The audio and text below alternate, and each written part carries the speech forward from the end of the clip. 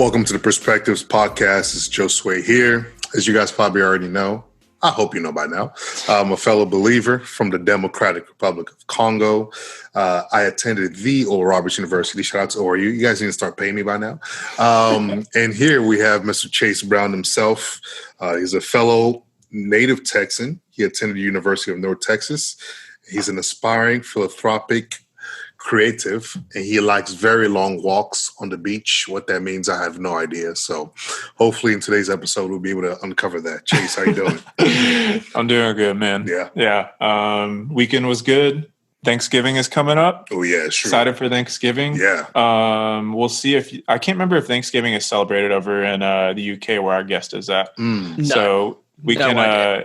No idea. So we can kind of see what's going on with that. See if we can get him on the Thanksgiving train here. Oh, yeah, for sure. But how have you been, man? Man, I've been good. With Thanksgiving coming, I have to, I'll probably go vegan the next 4 days, just prepare myself mentally, emotionally, spiritually for what's about to come, for all the food I'm about to devour. But enough about us. As you guys probably already know, not every time, a lot of times when we have the podcast, we always bring on a special guest. And today we have the man himself. He's a musician. He's a producer. He's a friend of some of our previous guests. Yeah, like Montel. And others. Yeah.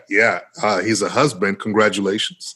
The list here says he's an Englishman. What that means, I have no idea. We'll get into that. He's a creator of many vibes and bops and bangers for the kids out there. And most importantly, he's a follower of Jesus Christ. Mr. WYLD, how you doing, sir? What an intro. I think that's the best intro I've ever had. We do our best here to give good intros. Yeah, give you some honor. Yeah. But yeah, man, how you doing? Yeah, I'm really good. How are you guys? Good. Yeah. Yeah. Luckily we're in Texas, so things aren't really locked down here. Yeah.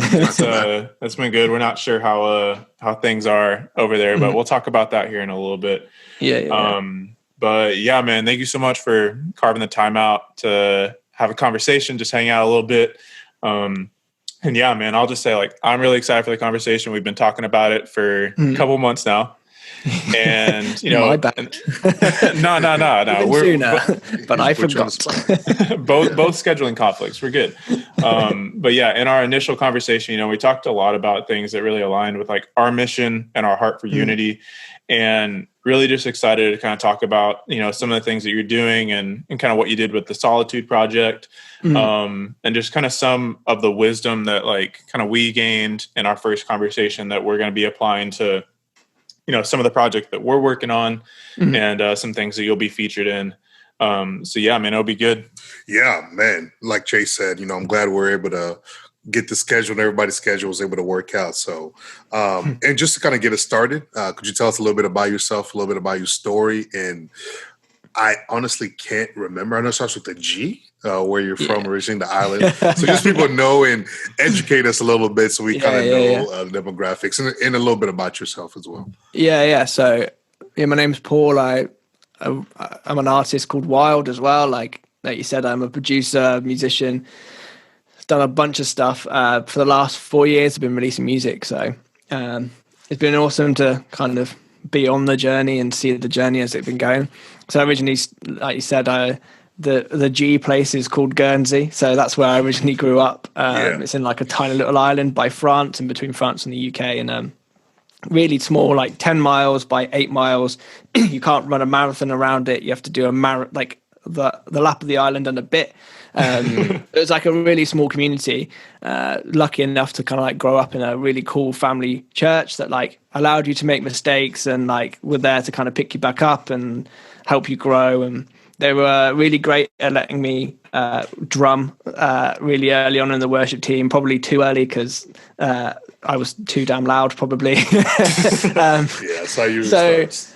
Yeah, exactly. So it's been cool to have a load of people support and grow you from a really young age, and that really developed into now where like you say, the whole developing unity in what you're doing is having a church when I was growing up that would support me as I grew up and would allow me to make mistakes and be there to guide and do all that sort of stuff. That's kind of the same sort of principles I'm trying to apply with my music project. Is how do I get alongside young aspiring people and people who are doing stuff really well but don't necessarily have the output that they should have. How can I use what I've got to them, be able to enable them? But if we allow them to make mistakes, how do we get alongside them when they do that? And yeah, that's kind of, like you said, the Solitude project was kind of like a big testing bed for that.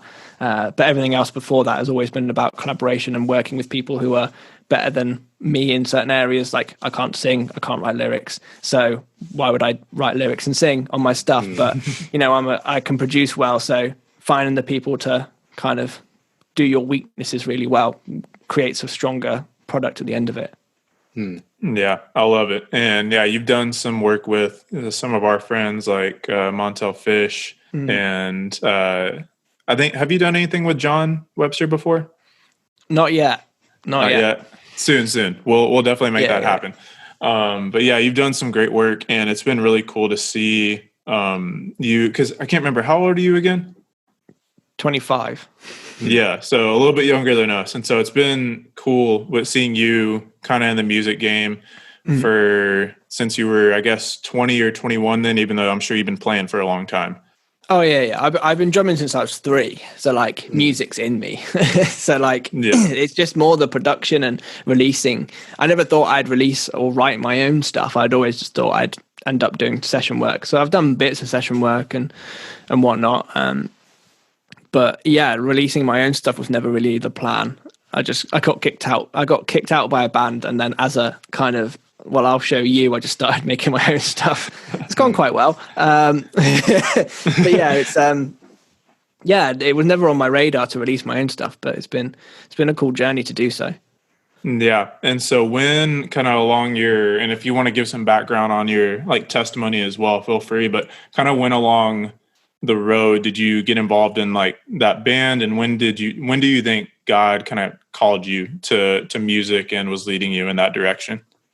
Yeah, I mean, I've always done music. So like I said, I started having drum lessons when I was 3, and my parents just noticed that I had rhythm when I was like playing along to, like, there was one Fleetwood Mac like tape, like VHS, that they would put on every Christmas, and I'd get like a toy drum kit or like pots and pans or something, and obviously not playing the actual rhythm or the beat, but like hitting things in time with the music. And so I probably had rhythm in me from like a really early age. It doesn't massively run in the family, music stuff, but for some reason it was just there. And yeah, like I said, I kind of grew up in the church. So from 11, I started drumming in church, but definitely didn't know what worship was or how to play in a worship setting in a church. That kind of kicked in when I was 16, when I went to a festival called Soul Survivor in the UK. It was kind of like the biggest youth one. But before that, I was in a school's music service, so we used to play in like orchestras and jazz bands, and I would get roped into playing the musicals. So like I started playing in like the musicals and the theatre stuff. I'd also be playing in metal bands like on the weekend. So like my weekend could be like jazz band, orchestra, metal band, and then playing a musical. It's all a bit weird. And then, the next day play in church. So I kind of got exposed to kind of a load of genres and a load of different styles like really early on, which I suppose has kind of had an impact now. But like I said, like for worship stuff, it kind of clicked at this conference where like the drummer was just explaining how he played his role within the band. And that was the first time we really saw like professional musicians playing together in a worship setting, and realizing how like simplicity and tightness and all of that stuff worked, and listening, how, they listened to each other. And so that was kind of really formative in then how I proceeded forward with playing in church and just doing music stuff. And they would use a thing called Ableton to run backing tracks. And it was like a really early version of Ableton. So it was like 10 years ago now, maybe even longer. So when we got home, me and a couple of mates just found any way to download Ableton we could, and then like started messing around with it. And I would just start remaking like backing tracks. So like I remember Hillsong Young and Free, like when it first came out, I would then just try and learn how they would make those sounds. So, like on YouTube, like going, okay, like pluck type sound on synth or whatever, and then just trying to learn how they made these tracks and how they made sounds and how it all fitted together. And that's really when I started to learn production. I kind of taught myself how to do keys and guitar and stuff beforehand, so it was kind of like an amalgamation of like learning how to do backing tracks for church stuff, to learn how to produce just kind of basic synth sounds, and then how do I morph that into a sound, which kind of started when I was back at home. I was in like a synth pop band, and they said I wasn't taking it seriously enough, so they kicked me out. And then so I moved to Manchester at that point. I didn't really have any ties back at home. I just quit my job and moved to Manchester, and yeah, the rest is kind of where it led me up to now. Wow. Yeah, I don't know how many people like understood everything you were talking about in terms of tracks and all that stuff. I mean, I get it because, Yeah. I think it wasn't until recently, maybe a couple months ago, when it was the first time I actually played with the track. And it was so weird because prior to that, I would always just play and just having that rhythm, that tempo in my head, playing the drums. 'Cause I play the drums too. But then we started playing with the click. I was like, man, this is annoying in my ears. Just, that click sound. And then going to sleep with a metronome in your head. Yeah. No, you really do. Then after that, adding the track on top of it and that lady just screaming, verse 1, introduction. I'm like, geez, this is loud. So I get all that. No, that's awesome, man. Especially whenever you're able to teach yourself those things instead of like going to school for it. It really shows, passion behind what you're doing, that you would take all that time to learn. And YouTube is such a great tool because that's how I picked up the piano. I just went on YouTube, looked up songs that I wanted to learn, and more people are picking that up as well. Like there's a guy that I'm kind of helping at the moment who's like just fully self-taught in piano and like self-teaching, like teaching himself production. And the way he started was he would just download like there's a sample packs called cymatics, and he would just download these packs and basically like puzzle pieces, just like find a synth loop and then some drums, and then like just piece all these pieces together and start trying to mess around with it, and that's how he got started. And now he's challenging himself to not use loops and samples and make all his own melodies and stuff. But the stepping stone into this stuff is way easier than it's ever been before. You just need a laptop. Like I started on a 2011 MacBook Pro, and it's only until last year that I've actually got like an updated machine. So everything that I'd done previous was done on a 2011 MacBook Pro with like 8 gig of RAM and a really old processor. But utilizing what you have, like now, it's your entry point is so easy, where you just need GarageBand and YouTube to search stuff up. And you can buy like I see like you got one of the Yeti mics, which is a USB mic. Grab one of them for cheap, and like you can just start making and releasing music. Whereas 10 years ago, 20 years ago, you would need studio sessions, producers. Like the cost would be so high, so your barrier to entry is way higher. So now it's just so easy to get into it. Yeah, and it's the same with podcasts as well. Because like back in 2000. When did Joe Rogan start? Probably like 2006, 2008, something like that. Like it was, you had to have a studio, you had to have like regular aux mics, you had to have the not amplifier, I can't remember what even that is. Yeah. And so you had to have and stuff. Exactly. You had to have all of that to even get going. And now, just like you said, like with this Yeti mic, all you need is a little connector to go into the Mac, and you're good. And so I love that.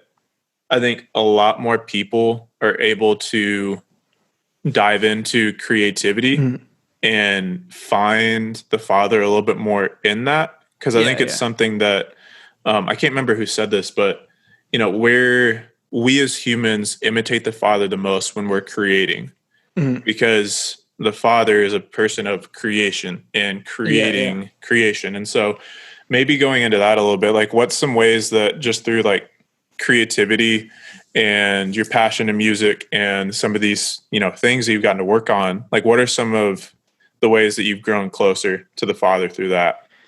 I think the last, probably since March, when this whole situation kicked off, it was like actually probably like defined my faith way more than what the past 20 something years of me being alive has done.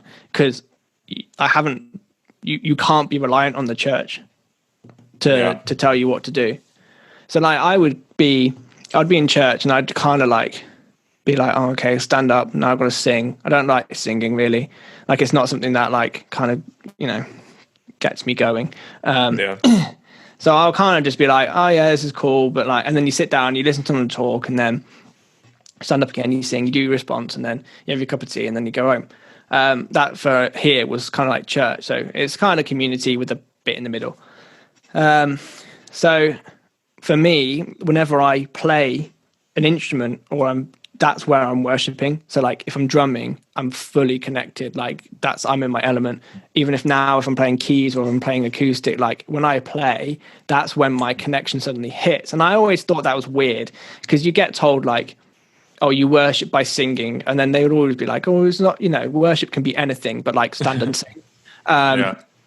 And so when over here, when kind of churches got like shut down and everything kind of moved online, suddenly that's gone. And your platform for what you were told was your worship and your faith has like suddenly disappeared, which is why I think you've seen such a weird shift in church where people are complaining like, we need the church is open because it's essential. I agree. Like, churches should be open in a safe way. But like, also, if we're just basing our faith off a building, then that's where I see it a little bit like, so it's been a really kind of cool and weird time for me in like figuring out my faith stuff, because now I'm like, okay, now because I can't go to church and stand and sing, how does my worship look like? And so that's really defined my walk, and I've come to a nice actual place where I'm like, oh, my everyday walk has changed significantly because I have to do it on my own. So my prayer life is kind of like now way more consistent because I'm just chatting to God a lot just during the day anyway. And then when I play music, like I bought an electric drum kit for home because I'm like, when's the next time I'm going to play in church? And like now I can just, rock up and play or make stuff and create. And actually like with production stuff as well, like I can convey way more emotions through that. The same way a vocalist would be able to do it through lyrics and voice and stuff. So there's definitely a lot where I worship way more through music creation than I do singing. That's not saying that there is like, I'm going, oh, there's no place for singing. But like, actually, I think I've come to a realization that there's more to, when we say, oh, singing isn't the only way you worship, I think that's definitely true now. And I've found my rhythm within all of this. So yeah, it's been cool, actually. While it's been challenging, I think it's also been a really nice reset. I think I posted on Instagram a while ago, like how I felt like this whole time was kind of like Moses leading people out of Egypt, going to the promised land, where basically when, Egypt was this like kind of horrible place to these people. And then just because they came out of it and were a bit more uncomfortable, they were just complaining about wanting to go back to where it was, but just totally missed the point of why they were moving. And because they were complaining so much, they just missed the point of what God was trying to do. And for me, like that, I could see a lot of that happening at the moment. And it's like kind of just complaining of where we wanted to. I get it. It's annoying. We can't go back to normal, but like, I'm just scared that we're missing a point here. Like I'm scared that we're missing what, like God's trying to do something or that sort of thing. So just trying to take a step back from everything to try and figure out what God is doing. And is there something like a shift that he's wanting to put in or whatever that, so what that looks like, I don't know. But yeah, it's been cool, but challenging, and it's been nice. Yeah. Maybe this is the only thing. It caught my ear when you said it. I'm sure our lovely listeners, it also caught their ears as well. Did you say you guys have tea after church? Or did I not hear that correctly? Okay. Yeah. You go. I love how that's what you picked up after all of that. Yeah, no, I was like, wait, tea after church? So the way sometimes you have it before and sometimes you have it after. And when I mean tea, I mean like a cup of tea. So like, right. Not like food. So we would turn up to church, and then the one we moved to just before everything shut down, we would have breakfast, tea and coffee. Tea and coffee in the UK is like, if you want to do community and fellowship, if there isn't tea and coffee, then do you really believe in Jesus? That's kind of like the level of it. So yeah, like cups of tea and coffee is always like on point and on tap. Although church tea, and UK people will know about this, it's like the weirdest color. Sometimes it will just come out gray, and I have no idea how they make tea gray when it should be like a nice like brown color, like should be nice and strong and whatever. But sometimes the tea comes out gray. I don't know what's going on there. So what color is coffee in the UK? This is for the listeners, not for me. I mean, so I'm a coffee nerd, so I'm in on it. So like my setup at home is like ridiculous. I got an espresso machine, I got a coffee grinder, I got like V60s, AeroPress. I'm in. But normally it's just like batch brew stuff. And people over here, like I have mine black, no sugar. Like I'm one of them. But over like a lot of people was like, oh, coffee's too strong. I have to have like loads of milk and 3 sugars. Yeah. And it's not great. Okay, that was an interesting question. I'm sorry. No, that was good. No, that's fine.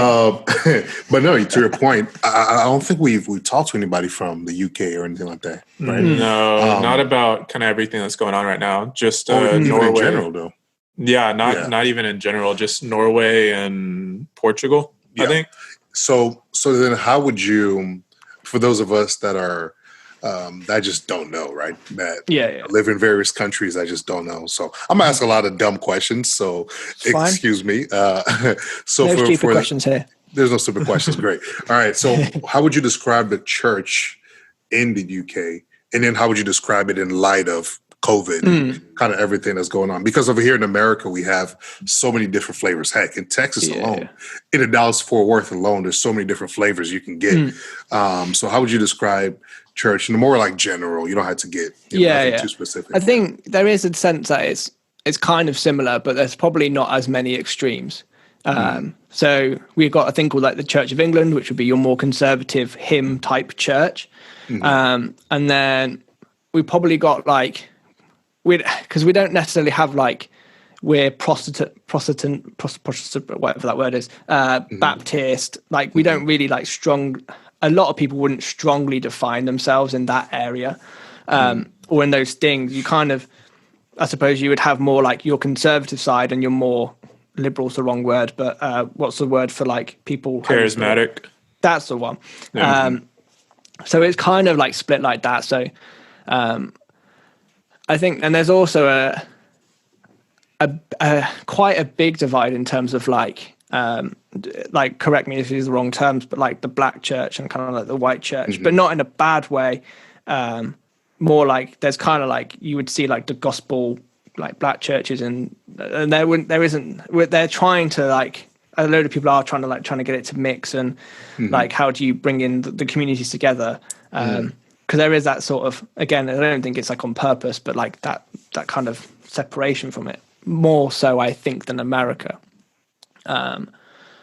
But I think during this point, I think there's been a general frustration that sometimes like the churches are kind of closing, especially, which I get. So like over here, so currently we're just in the, like coming out of like a month long, like another lockdown. The first one, I think everyone did have a sense of like, okay, we're going to pull together to like, we'll take these restrictions because it will mean that in the long run, stuff will be better. British people have generally kind of like that, where we kind of just shut up and get on with it. And I suppose it's kind of a new and exciting thing as well. Like people are kind of like, oh, there's this thing going around, like we've got to like do lockdown and I get to work from home. And after 3 months, the like novelty wears off. So when the second one got announced, I think there was a general frustration, but people still kind of like went along with it. I think what you see, people are kind of at a point of a little bit frustrated, but I don't think, when I look at the US versus what's going on here, it's definitely not as like amplified, polarized or escalated, things like that. Yeah, exactly. But I think that it's hard to say. Kind of over here, it would be limited. Like there'd be limited capacity. You'd have to wear masks. You wouldn't be able to sing. and people have just been like grateful kind of for what they can be doing during this time. So when stuff could open up, then it was great that we could still do online church, which would reach, they realized that our online church would reach a load of people. And they gone, oh, wow, we can kind of reach our church that was just in Manchester could reach a wider audience from that. And we could still have like a limited number of people inside. Okay, great. So the people that were in community with us could come in, but we could also broadcast outside of that. And we want to do that really well. So I think that's been good. But yeah, it's just, I suppose in general, what I've seen is there's a lot of people that kind of, what does I say? It's like we need to stop mistaking general inconvenience for oppression. Like that was kind of like a quote that I heard, and that's kind of stuck with me, because whenever I get frustrated with stuff that's going on, I can't let that frustration override my feelings of like, there is something serious that's going on. Yes, we're frustrated with how it's being handled, or there's all these other frustrations, but I can't let that frustration like overtake it to a point of being like thinking that everything's working against me, and just because a church is closed means that they're trying to stop this from happening, because they're not. They're actually kind of being really good with it in a sense. So we'll see where it goes from here. It looks like, well, I don't know what side of the fence people are on, but like vaccinations over in the UK, there's 3 that are like looking really promising. So, there looks like there's a light at the end of the tunnel. I think it's further away than people think it is, but like there's some hope at the end of it. And like I said before, during my time, during all of this, I've just tried to use it in the best way I could. So like when it all kicked off, I was like, what's my role? What's my job in this, God? What do you want me to do during this time? What role do you want me to play? I kind of found my faith a little bit more. I've kind of done some cool projects in which we wanted to do, and so I've tried not to waste the time, because you always complain. Well, we always complain like I haven't got enough time, and now we do. The first 3 months where everything was kind of shut down, it was like, now I've got loads of time. How am I going to use it? And so it's been cool being able to do all this stuff. Yeah, and like I definitely don't know either. I don't know if any of us do, like when all of this is going to go back to normal, or where that light at the end of the tunnel is. And it's interesting. Like something I think God's shown me through all this, in terms of like what you talked about with time, is that feeling that I often have of, oh man, I just don't have enough time. Potentially isn't so much a function of how busy I am, but rather how much time I waste. Because while we were in quarantine, because like I think we talked about it a little bit in our first conversation, like Texas hasn't really been like shut down since May or so. Like there's kind of been back and forth of like, oh, we need to go back to 25% capacity, or this, and then schools.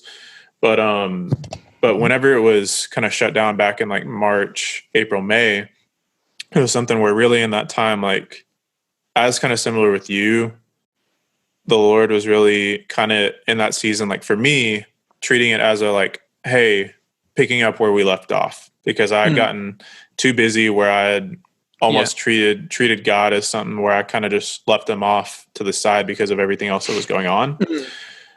And so during that time, it was like a really like precious time. I'm super grateful for it. But something I realized was like, still with the abundance of time that I had and the limited options of how to spend that time, I still didn't do as much as I felt like I could or I wanted to. And I realized like, oh, well, even in this, I'm just wasting time on social media or trying to get rest that's not actually rest, or sleeping in, or playing games, or kind of idle conversations. And so like that was kind of interesting for me, like going through all of that.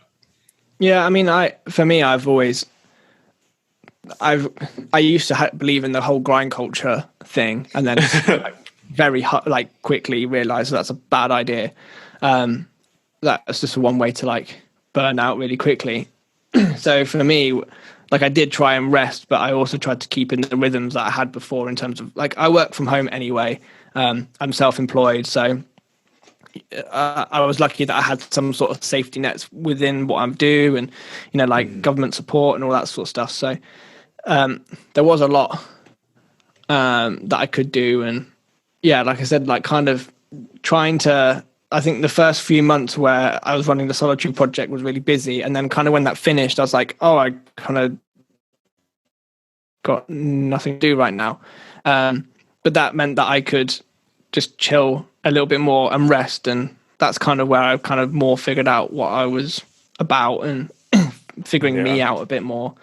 So did you get to spend some more time with your wife by chance? Yeah. So she will sometimes work from home, which has been cool.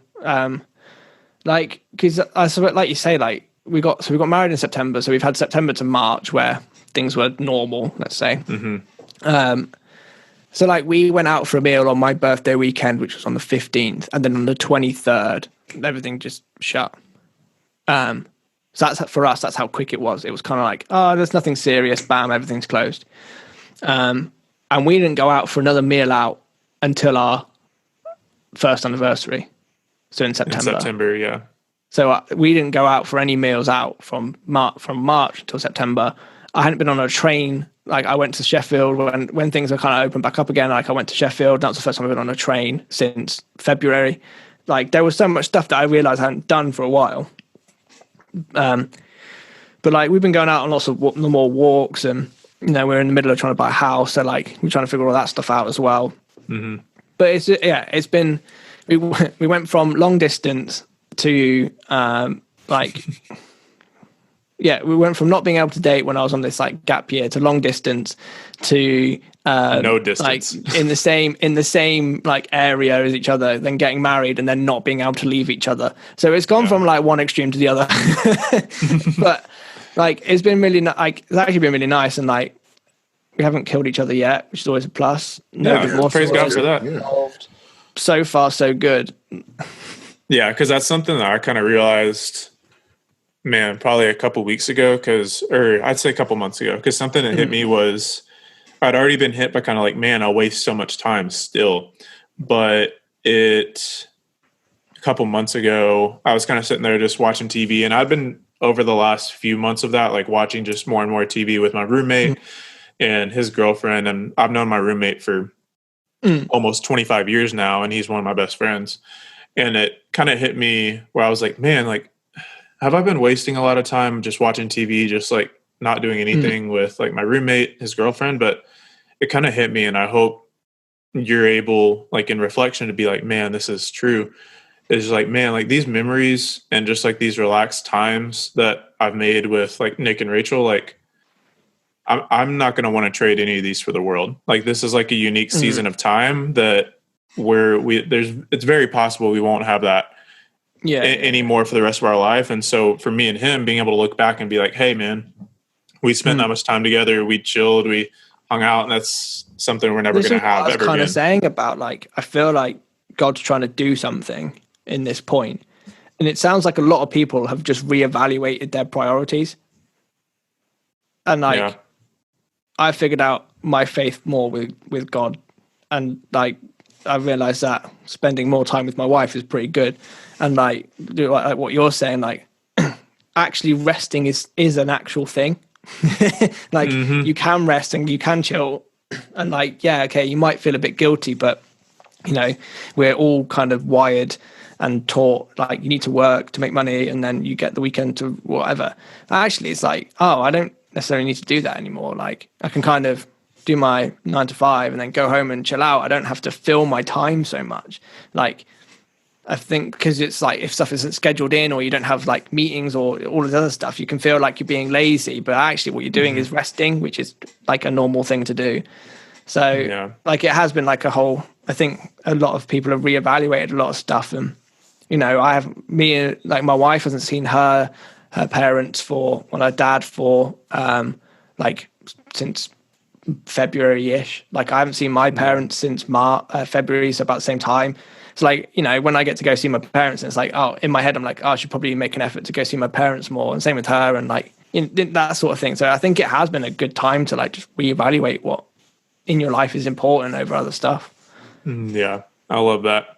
And so kind of going towards it, since you talked about it, we know we want to talk about it. You mentioned the Solitude Project. Yeah. It's a project you were able to work on kind of during lockdown, during quarantine, everything like that. I've really enjoyed it. Some of my favorite artists like you, Jonathan Ogden, and others have been a part of it. And so you want to share a little bit about that project, kind of how God led you to that?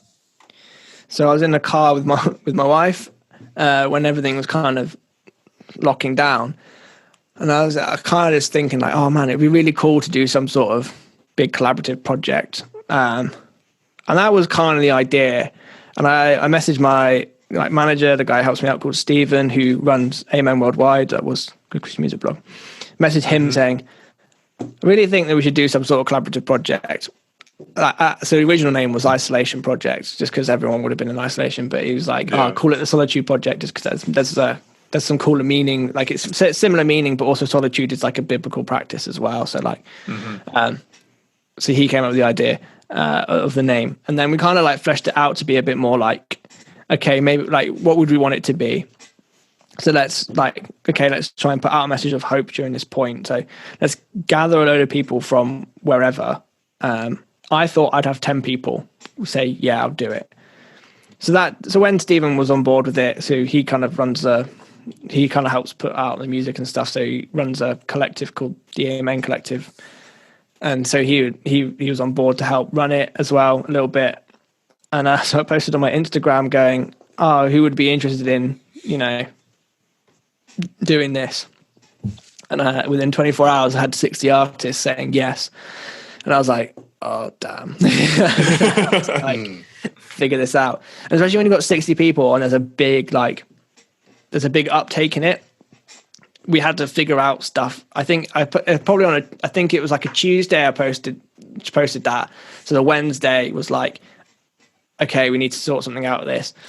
And then by the Friday, we had to have a whole infrastructure brief and stuff like ready in place to send to people there, because there was a lot of interest and a lot of kind of like a wave, and you didn't want the wave to crash and then be left with like a few people on it.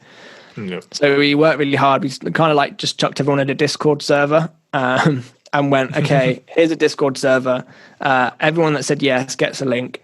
Here's the brief in terms of like, here's what we want you to do. So the brief was very simple. It's like, we want to put out a message of hope. We're not going to like directly reference this situation, like the COVID situation, but what we will do is we want it to be like a lasting project. So if anyone does encounter a similar situation or feels like they don't have hope or peace right now, then they can go back to this project and find that. So yeah, we kind of just lobbed big, small artists in one room and said, go, make stuff. So we had to do a bit of jiggling around and stuff. So like I said, we had like 60 artists, and we kind of like whittled it down to, I think we had like 18 songs, and then whittled that down to 12 or 11 in the end. But yeah, it's been really cool just to see like, this has been some people's excuse to start releasing music. So this is some people's like beginning of the journey. There's at least 2 people who were on that point. And like I say, like we had kind of like the bigger people like Jonathan Ogden, like me doing some stuff. And then people like Megan Brown, Anti, Praise, Lisi B have all really kind of like small, really beginnings of their careers. We've kind of been able to like put them in a project to kind of put that out. And the thing that amazed me was just how on board these people were. So like we would send out graphics for people to post about it. And on the day that we announced the project, like when it was releasing, we made this little pink graphic, like it had everyone's faces on it. And I just whenever I would open my feed, I would just see this graphic, because like just people were posting it constantly. And I was like, oh my goodness, like everyone's on board with this project. And like me and Stephen have been working on the back end to like try and get it to work and trying to figure out people, how all that sort of stuff would be working. And so we kind of just lost it for a moment. And when that kind of went out, I was like, geez, okay, there's kind of like a hype around and a buzz around this. So I started just releasing the songs, and all the artists were just on board with helping each other. and like pushing it and commenting on each other's posts. So like you just kind of created this like community of artists that was suddenly just like on board with everyone else's song and like excited for other people's songs to be going, because they've obviously seen in this Discord group people are working together and posting like snippets and like demos or whatever. So when the song came out, for a lot of the artists, it's the first time they've heard it properly as well. So you know, like everyone was kind of excited for each other, which kind of like, yeah, just created this really nice buzz. So the sense of community was just insane. And I think like when we look back at it, the thing that I think we came out from it was like, I think it proved that Christian artists can work together for a bigger cause. Like there's no reason why as a Christian industry that making music that we should be building empires. Like if we build a kingdom, like if we build the kingdom here, then like everyone wins at the end of the day. Like we all had a collective goal. We wanted to put out this project of hope, and like that Jesus was like there for people. Everyone worked towards that goal, and then we used the platforms we had to push that out. If one person's song did better than someone else's song, like it didn't really matter because the same message was getting put out. That one, you know, one person's song could reach a totally different audience to someone else's song. And so you're just spreading it like the word wider. So I've kind of tried to take that mentality before all this stuff of just, you know, if I can help someone else get bigger than me, then ultimately I win because God gets spread further. So that's kind of the whole idea of the project, and seeing it work out in the way that it did was kind of a bit insane. Yeah, no, I think that's great. I was thinking about recently how, I'm not sure if you've heard of any of these groups. So there's a church here in the Upper Room. They have releasing a lot of music. In Maverick City, in the last couple of years, they've been releasing a lot of music as well. And I know they did a collaborative album recently. And I've just been listening to their music. And I was thinking the other day, I'm like, man, that's so cool how even just other people. Have you heard of that song Waymaker? Yeah. Worship song. And so Leland, right? Yeah. Leland did a version of it here that really blew. The song got a lot more people were made aware of the song because of him. But the artist is Nigerian. Her name is Sinach. I heard the song like years prior to it like blowing up here. Yeah. She's played in Manchester a few times. Really? Yeah. She's great. She's like a really big staple in Africa when it comes to like Christian music. And so a couple weeks ago, I was scrolling and I saw him and her together at the same place. They were doing a version of Waymaker. And so it made me kind of just think how we as believers, Christians, we can come together and do things like that and then not be this weird competition thing where, like you were saying, if this person's song might do better than the next, it's okay. It's all for the kingdom. It's not to build our own little empires. So it can be really hard to like figure out. Yeah. It's a real humbling process to try and figure that out and to try and get that right in your head. Because it's really easy to say, but there's some days where I'm like, oh my goodness, someone's released, like, especially in the early days where I'd just be like, why are they getting so much more streams than my music? My music's way better. Like you suddenly become, it's a competition in your head, which like it's a process to try and get to that point. But there's definitely like there's like a lot of artists underneath kind of like what the industry kind of labels are that are doing this really well. And it's been awesome to kind of see that. Yeah, and even to your point, something that kind of came to mind was unity. Something that I feel like we brought up way too many times on our podcast. We talk about a lot, especially whenever it comes to collaborative efforts.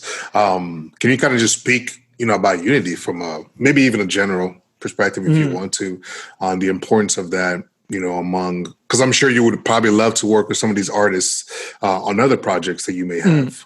So just the importance of just the heart for unity. This project in itself unintentionally did a lot of that stuff. So we didn't have to force like female artists on it.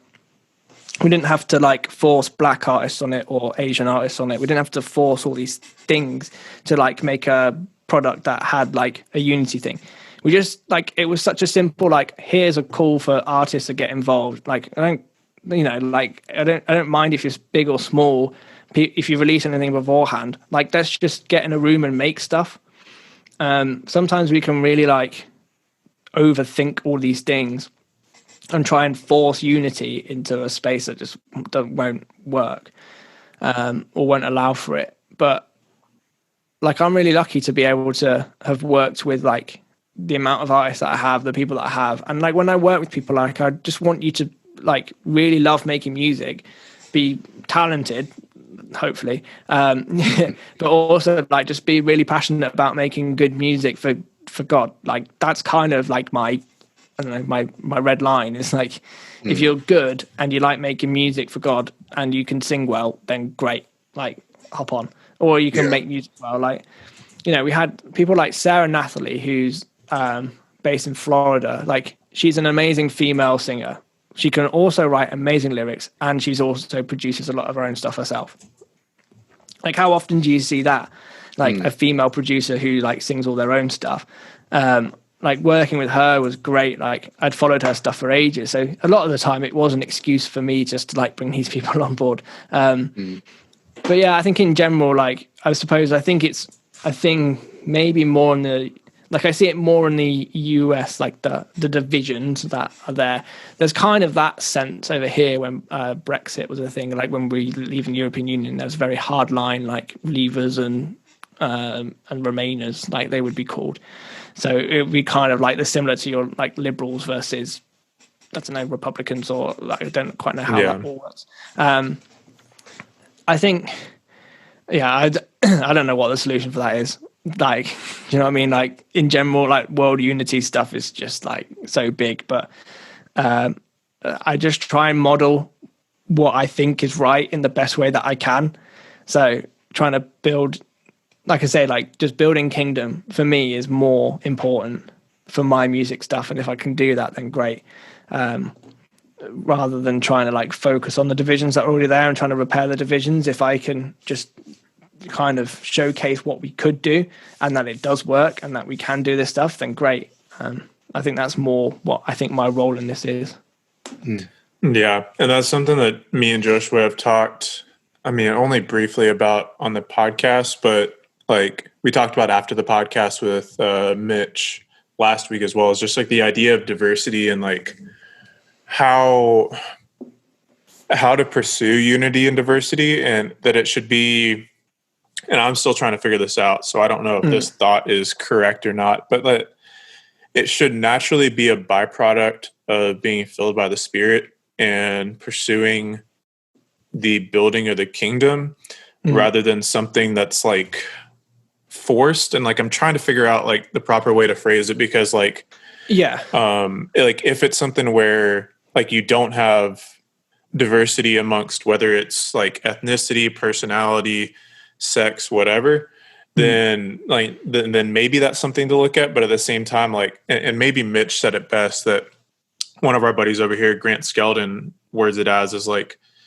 if your church doesn't look like your Walmart or whatever the UK equivalent would be, then that's where you need to look at things a little bit more. Because if you're in a all Indian community, then you shouldn't expect there to be, you know, like over here in America, like 60 or 65% white people or whatever. Like, you should expect it to look like your community. And so it's an interesting topic, and being able to pursue unity in that is key. And I think something that a lot of the church is trying to look at right now to figure out how to pursue that. And especially on a global scale, as the world gets more and more globalized and connected.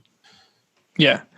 I think it's taking everything back to basics. A lot of the time we can put so many layers on like Christianity.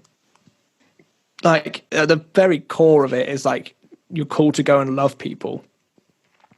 So like, are you loving people? Because if so, then it doesn't matter who. Like, if you're not loving everyone, then you're kind of like going away from the basics of it. It's like, it's such a big thing when you think about loving everyone. Like, that's a ridiculous statement to be putting in. But yeah, that's, for me, it's like, that's just the basics of it. Like, do you love everyone? If so, then maybe it should be like looking like your Walmart or whatever. So yeah, I don't know. Like, again, I don't really have the answer to it. I just try and model what I want to see the best I can. Like there's no, like the easiest way I can say is like when I make songs, I just try and find artists who I think would sound great over beats, or people that I just like people's music that I like listening to. Most of the time, the people I collab with, I'm fans with way before I've like even thought about doing a song with them. Yeah. So like it's nothing's forced in that sense. I don't make a beat and go, oh, I haven't worked with like a black singer before or recently, so I must do that just to maintain an image of being diverse. Like that's like if you're suddenly like people see through that, I think. Whereas if you're just making good music with people that are good, and like then that will naturally happen. Like if you naturally listen to more than just your own style, and you subject yourself to different styles and different genres and all this other stuff, then naturally you'll want to create a more diverse sound. So yeah, like it's, again, I don't have the answers, and I don't know if many people do, but like, yeah, it's just, I want to model what I want to be able to see in most places well. And it's like, I'll fall short sometimes and do all this other stuff. I'm only human, but like, if I can model it well and like love people that I've worked with well, help people to do better than what I can do, then like, great. Then that's kind of where I sit within it. Yeah. And I love it. And I'll just say, just in terms of the heart for unity and the theme of unity, like, yeah, just to encourage you, I think the project was so timely. And I think you've seen that through the impact that it's had, and God's done great. I don't want to say necessarily work, but God's made a great impact in people's hearts through that, because in a time where potentially we were the most isolated that humans have ever been on earth, like it's amazing that he gave you and Stephen like that idea to pursue, and it naturally grew into that and kind of transformed into that. And it relates like so much to what we want to do here. You know, as you and I talked about in our first conversation of, you know, bringing unity to missions, bringing unity to philanthropy, and then through our Momentum project that we talked about a little bit, like bringing unity there, and being able to, even as like an outside force or whatever you want to call it, like being able to bring unity to like the Christian music industry, and being able to bring larger artists like Lecrae, Carrie Job, who we're connected with smaller artists like Montel Fish or like Street Hymns or you or anything like that. And being able to be filled with a spirit of generosity to like steward our platform and the resources and relationships we've been given well. And then just like hopefully see, which I think is evident with your project, like that God's impact is just multiplied through unity rather than whenever we're just trying to strive on our own. Yeah, for sure. And I think that comes from like not being scared to let people into your thing. I think sometimes as creative, you can kind of want full control over it. And someone said to me before I even like started doing this properly, is like, just don't be afraid of letting people input into what you're doing. Don't be like, you know, take on board people's like feedback. You don't necessarily have to listen to everyone, but like, just don't be afraid to let people in on what you're doing. Yeah. Awesome. Yeah. So actually, I have two questions. Let's make it three. First question, I told you I got to ask crazy questions because that's what I'm going for. We didn't have a cup of tea after the Solitude Project. Yeah, that was okay. You guys didn't do that. Okay, I'm sure everyone was kind of curious about that. Another crazy question: whose English is better? Is it ours or you guys' English? Because personally, you got to say y'all's English, not you guys'. Yeah. What are you doing? I was trying to be correct for people that don't live in Texas. You know, I just that's a free one. That's a free one. I can barely speak English, so you know, I struggle. Like, do you guys listen or watch American movies? You're like, man, their accents are terrible. Yeah, but I think it's like anyone's. Like when you put a British person and an American person together, it's like so exaggerated. Like it really is. So like American English for us is kind of natural. I mean, you spell color weirdly, like you miss a U out. Like there's some things where you spell stuff weird. But other than that, like I don't see a difference. We're trying to, we're trying to be trying to bring in unity, and you're trying to bring division here by American versus English. You can't be doing it. No, it was a question that needed to be asked because the opportunity presented itself. Second question that I had, I was kind of, browsing, scrolling through your, IG. So now I have 4 questions. Jesus, this clock just not going to stop? Yeah, Sorry, we got a clock going on back here. It's 1 p.m., so it's a little late for you over there, Paul. It's 7 o'clock. It's all right. Ooh, 7, jeez. So the second question that I had, I actually just saw the post where you say you almost quit music. I think. Yeah. When was that? That was a couple years ago. Okay. Yeah. Yeah. I mean, that's and here we are, introducing us all these different things. I thought that was really cool. Can you kind of speak about that a little bit? Oh yeah. So basically, what happened with that was like I said, my laptop kept dying basically. So I needed money to go get it, and any avenue I went to, I just couldn't make it work. So there was like a few different times where it was kind of all based around like money to keep it going. So like I said before, I quit my job in Guernsey. I was a web and graphic designer.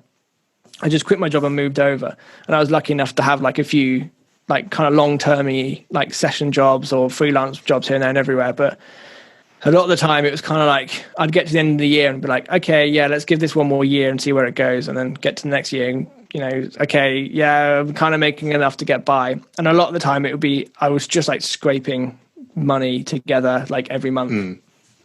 But it just got to the point where I couldn't see like a way out.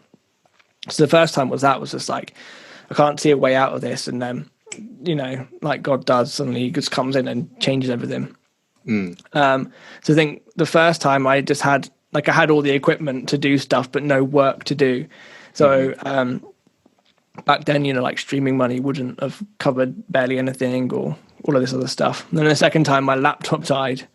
I think it was probably that one. My laptop had died that I used to do everything, and I had a load of work on. So I needed to get some money together to like buy a laptop. So I bought a second-hand one.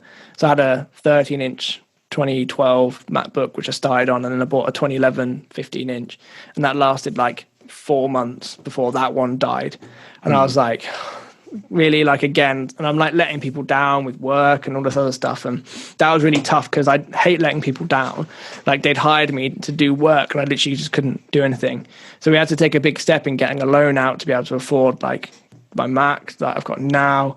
And even with that, there was loads of issues with all that sort of stuff, but yeah, I'd always get to a point where I'd kind of like, it's always been near the breaking point that God then just comes in and like sorts it out. And that was those posts are kind of like, and then, I did that. And I think that year I like had 1.8 million streams or something during that year. Wow. And it's like, oh, wow. Like, it's kind of like, it's working, like keep going, don't worry. So yeah, that was kind of, I think that post was alluding to like not having a laptop and like almost having to stop just because I didn't have a laptop. So I was probably going to have to stop to get a job to be able to go and, kind of starting again.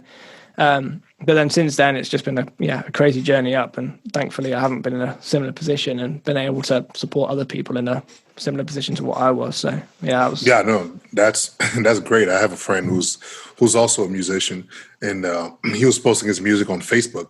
And one of his videos had reached about a million views on Facebook, and something happened, and all of his content got deleted on it, and he was just devastated from it. But the cool thing was, he was like, you know what, instead of freaking out and all these things, we believe, God is faithful, so we're going to put out more music.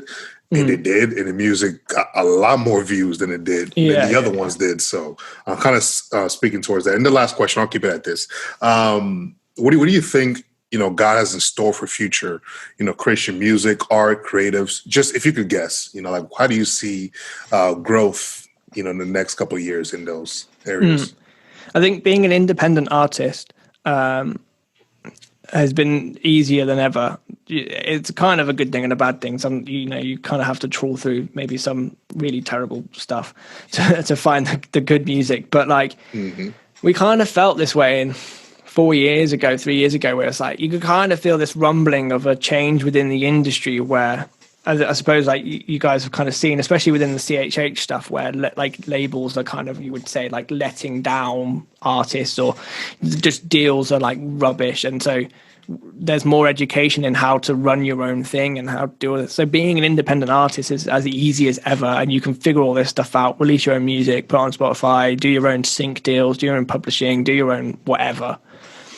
But I think just in general, the independent / like collective scene is so like, it's diverse, it's unified in its way it's doing, and it's coming up pretty close to where the industry is, and like it's going to have to start taking notice pretty soon and changing stuff. But I think it's really exciting. Like I'm really looking forward to like seeing where it goes, because like I say, there's so many good artists out there that don't get the recognition they probably deserve, just because they're probably not safe enough. I think you see it with a lot of people who are kind of like figuring out maybe sometimes some more extremes of creativity and art and all that sort of stuff. But I think more people are figuring out that actually like music doesn't have to be defined by some record label person who's like in Kansas or wherever it is, like saying it has to be made for like the mother who's 40 and the dad who's 42, when we aim it for the mum who's got 2.5. Like we just make stuff, and that seems to be hitting different and growing.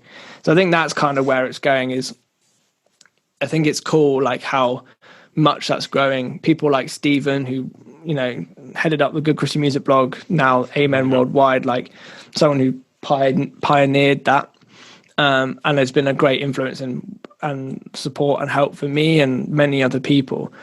So that's just been really cool to be a part of, and I think it's definitely switching, and like I say, it's there's a shift in what's happening and the attention and how easy it is to get out there.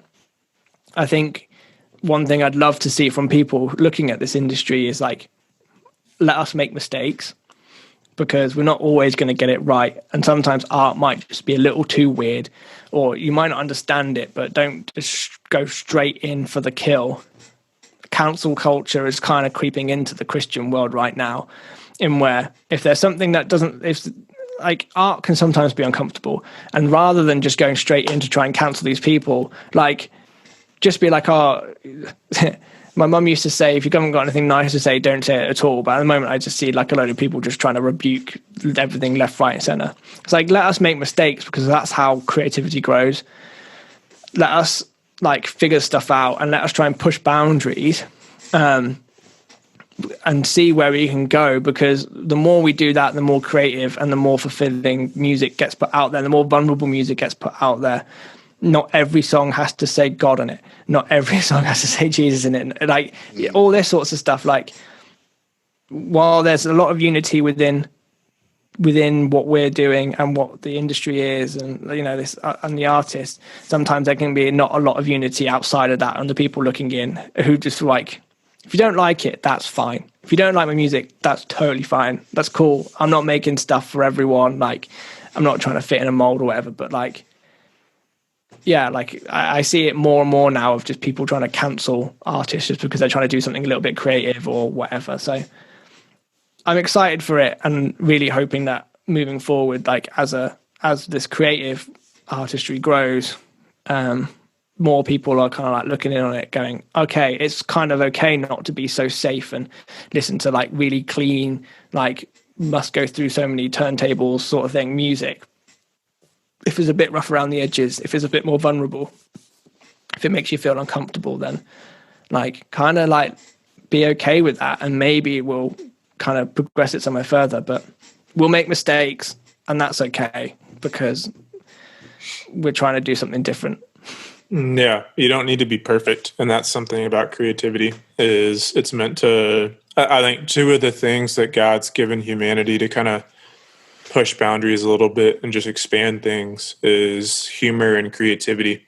And those are two of the things that cancel culture and, people in pop culture are trying to take away or limit right now. And it would be a shame if we took those away. It's in the minority of people as well. It's just amplified a lot of the time. Because if I I try and do it more now, but if I find a song, like, you know, if someone releases a song and I listen to it and it's good, there's very limited chance that I'll go back to that post and then say, you know, oh, well, you know, this song's good.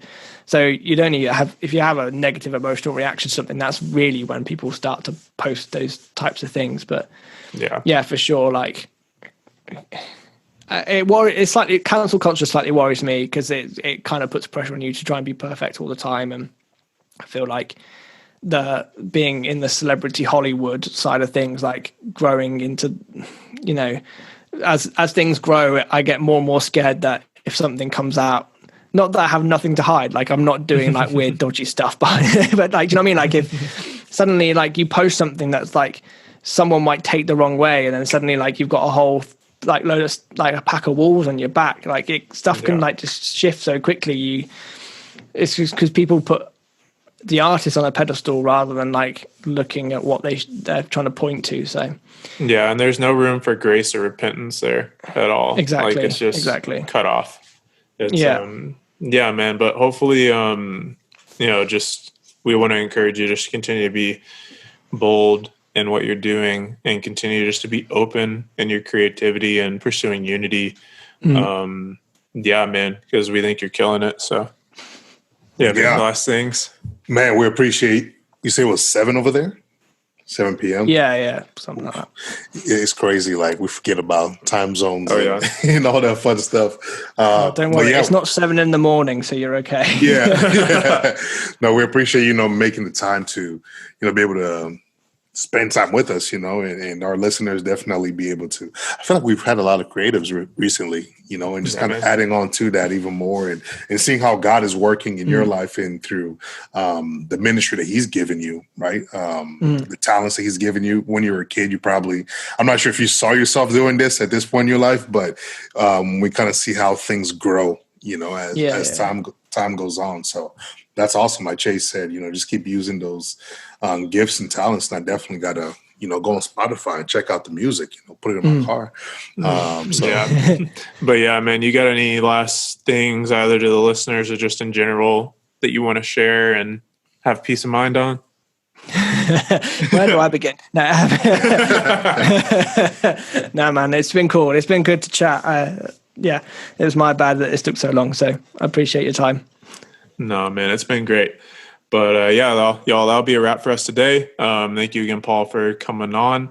If you like today's episode, please just share, leave a rating, subscribe, everything like that. We're going to be including all of Paul's information and the link for the Solitude Project playlist on Spotify. Is there one on Apple Music as well?